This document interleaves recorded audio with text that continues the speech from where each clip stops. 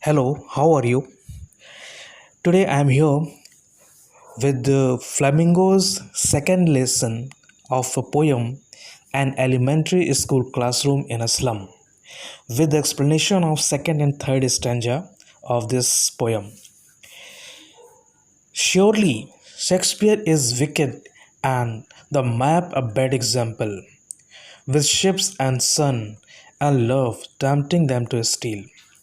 Here, the poet is saying that the portrait of Shakespeare is bad example. The Shakespeare is wicked here. In the eyes of these slum children, Shakespeare is not a good example for them because Shakespeare is famous for his excellence in literature, and these children are far from these excellence of literature. Even the basic education is not good, and the map a bad example. And the map which is displayed in the classroom, जो classroom में जो map display किया गया है, उस map में क्या दिखाया गया है? Ships, sun and love tempting them to steal. उस मैप में शिप दिखाई गई है, सन को दिखाया गया है, हैप्पीनेस, लव, ये सारी चीज़ें को दिखाया गया है. जो शिप और सन जो कि एडवेंचर, ब्यूटी और लव को ऑफ़र कर रहे हैं, इन अपॉर्चुनिटीज़ को, जो इन बच्चों को टेम्प्ट कर रहे हैं कि वो कुछ इन चीज़ों को पाने के लिए वो स्टील करें. They may go to adopt a wrong way to fetch these things, these facilities. So these are the bad examples in eyes of the author. As the literary excellence of Shakespeare and the scenic beauty portrayed in the map cannot relieve them from their despair. So these are the bad examples, and the word of these children is confined to the narrow streets of the slum only. तो ये इन बच्चों को ये portrait जो इनके classroom में display किया गया है, शेक्सपियर की पिक्चर और वो मैप जिसमें शिप दिखाया गया है, सन दिखाया गया है, हैप्पीनेस को शो किया गया है, ये सारी चीज़ें जो उन बच्चों की लाइफ से, एक्चुअल लाइफ से उनकी एब्सेंट हैं, तो वो इन बच्चों को टेम्प्ट कर सकती हैं या टेम्प्ट कर रही हैं कि वो एक रॉन्ग वे अडॉप्ट करें, क्रिमिनल एक्टिविटी में इन्वॉल्व हों इन चीज़ों को पाने के लिए. For lives that slyly turn in their cramped holes. उनकी लाइफ चुपके से, स्लाइली मीन्स कनिंगली, उनको टर्न कर देगी उनके उसी क्रैम्ड होल्स में. उनकी लाइफ क्या है? उनकी लाइफ जो है वो क्रैम्ड होल्स, यानी उनके जो स्लम एरिया में उनके cramped holes is metaphor here. Cramped hole means small rooms, small means उनके छोटे छोटे घर हैं उस गंदी बस्ती में, जिसमें वो बहुत ही मुश्किल से, बहुत ही अनकम्फर्टेबली वो अपनी लाइफ को सरवाइव कर रहे हैं, और उनको उसी में अपनी लाइफ को गुजार देना है. From fog to endless night.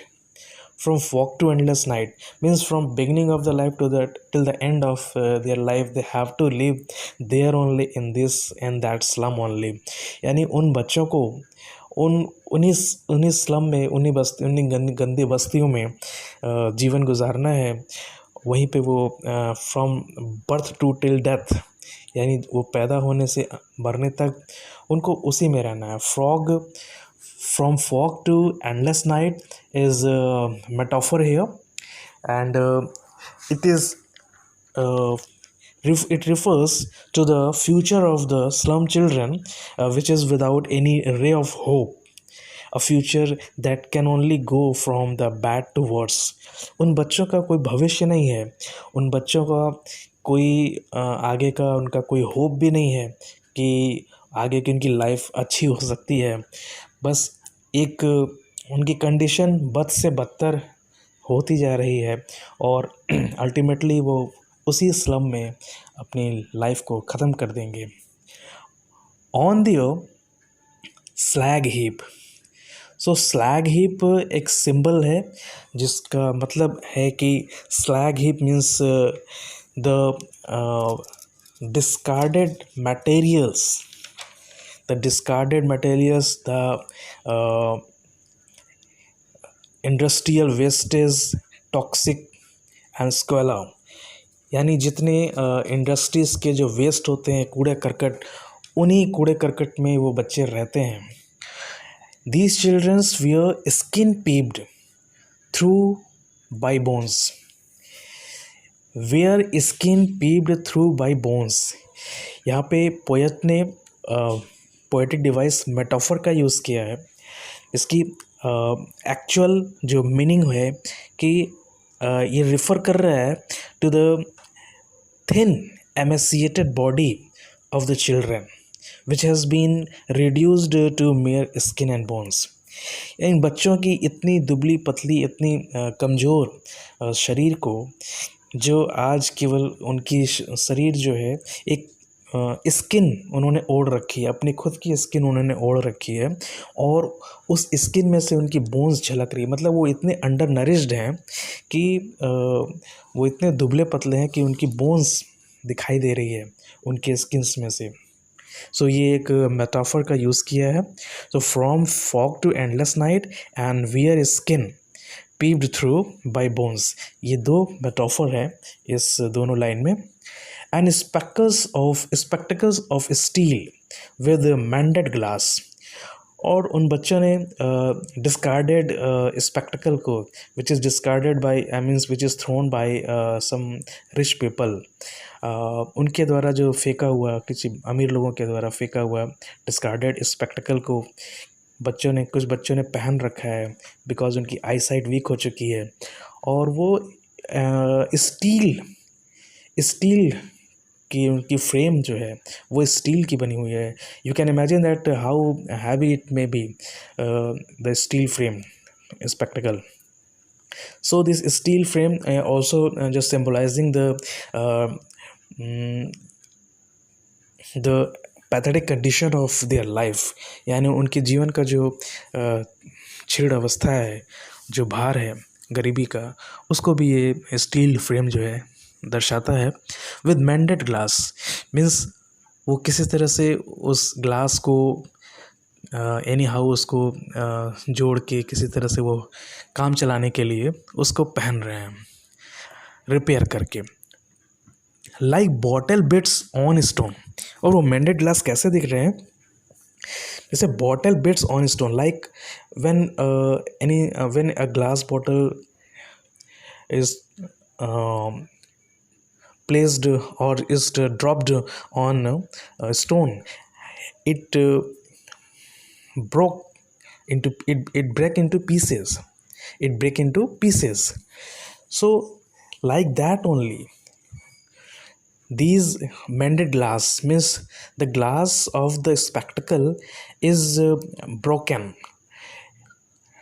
How it is broken? Like a glass bottle, when it falls on a stone, it breaks into pieces. Like that mended glass is broken.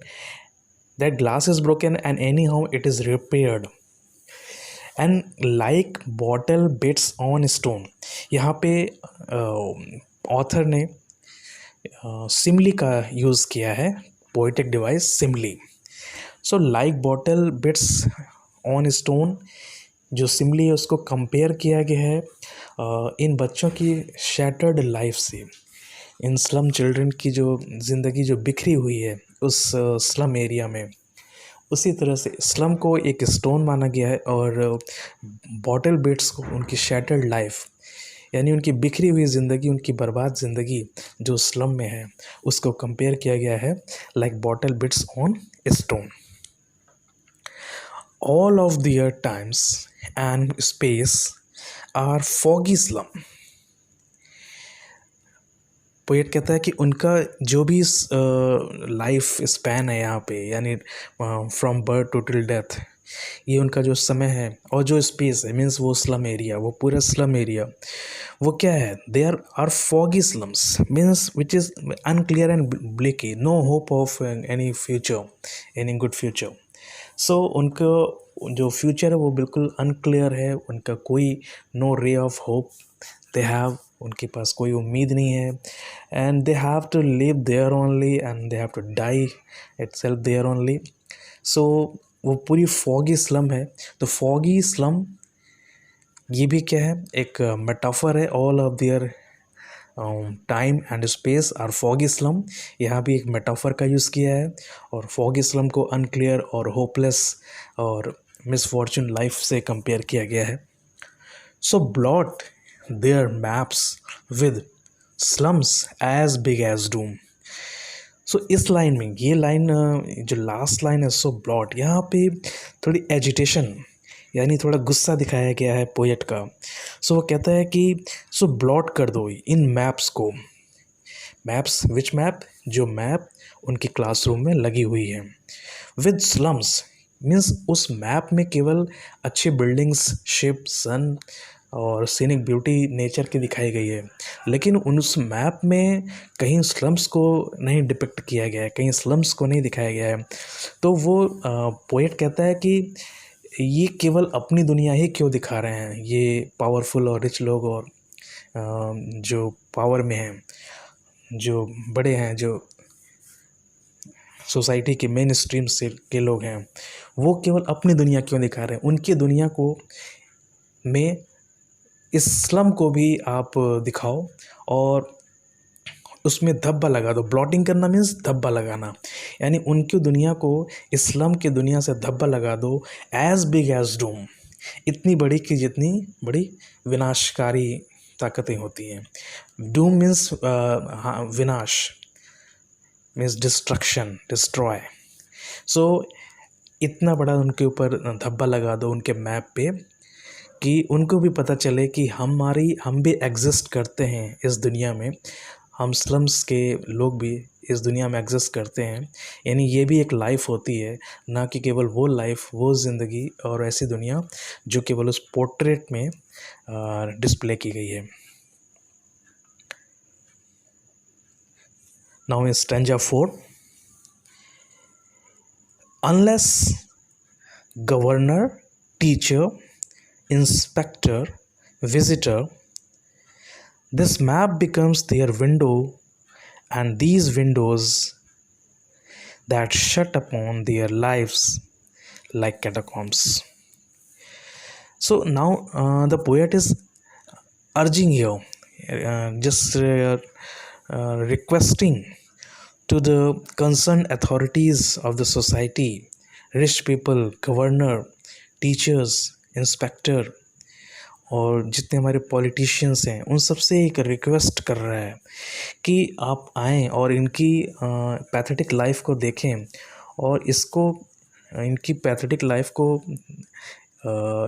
से इनको उबारने के लिए, just to make them come out from their pathetic life, do something, कुछ करें आप लोग, नहीं तो the map becomes their window, ये मैप उनकी जो उनकी विंडो बन जाएगी, और वो विंडो मीन्स जो स्लम एरिया है वही उनकी मैप रह जाएगी, and these Windows that shut upon their lives like catacomb, और वो विंडो उनकी आगे चल के बंद हो जाएंगी like a catacombs. Catacombs what is catacombs? Underground graveyard, यानी ज़मीन के अंदर का मुर्दा घर जिसे कहते हैं।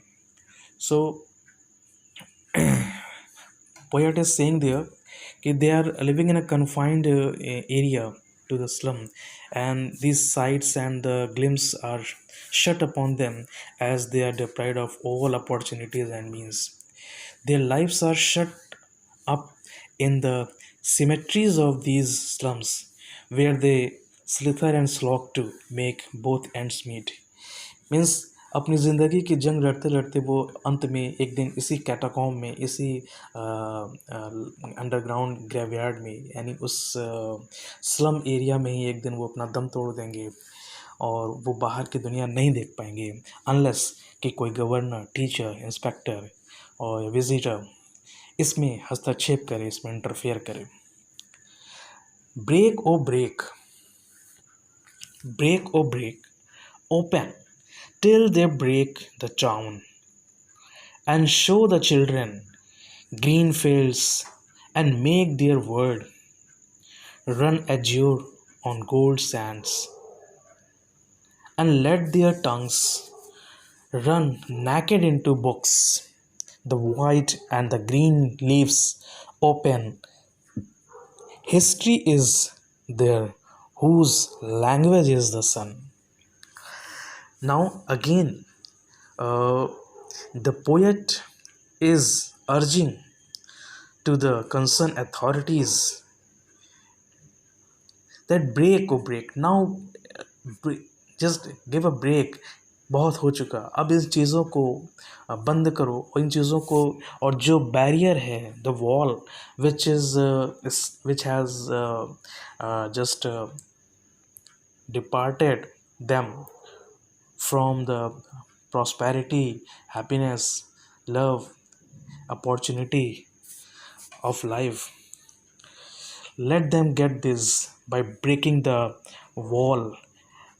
यानी इन बच्चों की जो स्लम की एरिया की दीवार, एक दीवार से वो घिरे हुए हैं, उस दीवार को तोड़ दो, ओपन कर दो उनको, और उनके टाउन्स को ब्रेक कर दो, ताकि वो, और उन बच्चों को फ्री करो, वो नेचर में जाएं, वो नेचर को देखें, उसको महसूस करें। And show the children green fields,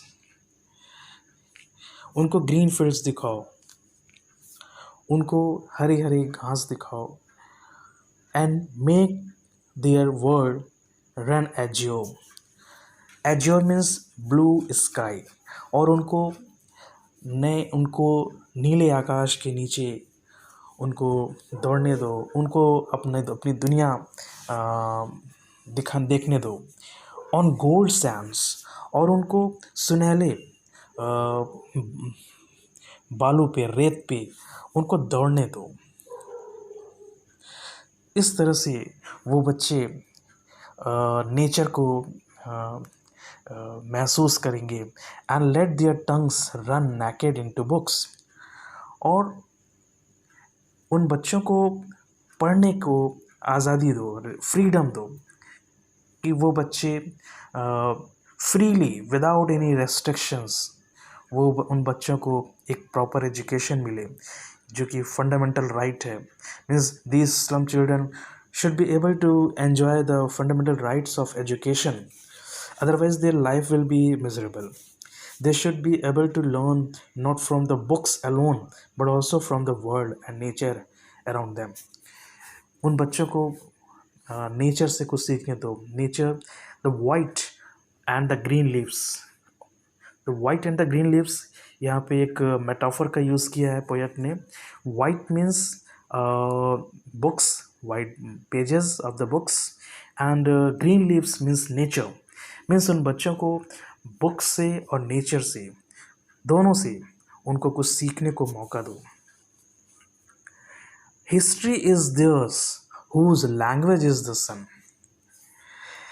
The poet ends on a note of positivity and wants opportunities to be available to these children. Poet चाहता है कि एक इन बच्चों को कुछ मौका दिया जाए। The people who strive for knowledge are the ones who create history. और जो नॉलेज के भूखे होते हैं, जिनको नॉलेज होती है, हिस्ट्री भी वही लिख पाते हैं अपनी हिस्ट्री। तो history of theirs whose language is the sun, और सन एक सिंबल करता है एनलाइटमेंट का, enlightenment of knowledge, prosperity, glory, happiness. So ये सारी चीज़ें तभी मिलेंगी जब हमारे पास क्या होगा, knowledge. So one who are let free, the ones who will create history, people who outshine others, who glow like the sun, who break free from the constraint of their restricted life and are the one who create history and that of disease of twisted bones. Means वे लोग जो knowledge की पूजा करते हैं, ज्ञान की पूजा करते हैं, ज्ञान को ही अपना सब कुछ मानते हैं, वही लोग इस दुनिया में अपनी हिस्ट्री बना पाते हैं.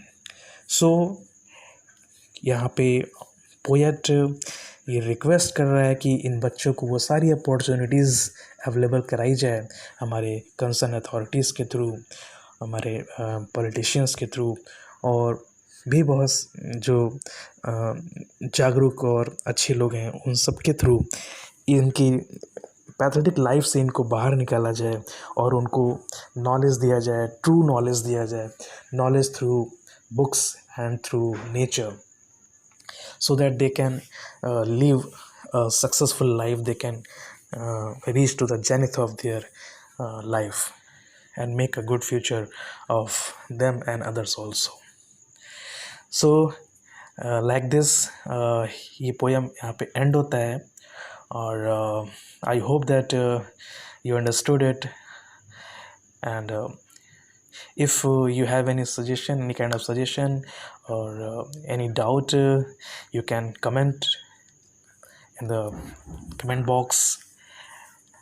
So thank you for watching this video. If you like, then please subscribe, share and like this video. Thank you.